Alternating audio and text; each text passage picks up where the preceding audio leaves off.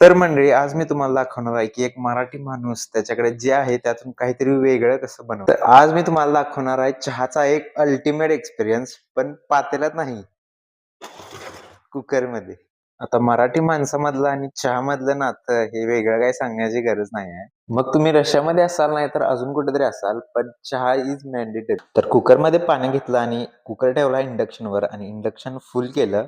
मग त्यामध्ये थोडं आलं आणि थोडी इलायची टाकून उकळून द्यायला सोडलं.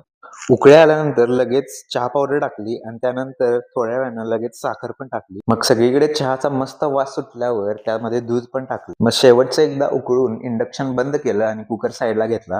आता अजून एक अल्टिमेट एक्सपिरियन्स म्हणजे या कुकर मधला चहा मी कपात कसा वाटणार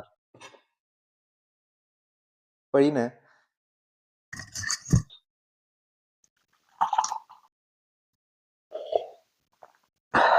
कुकर मधला चहा पिण्याची मज्जा पण वेगळीच आहे.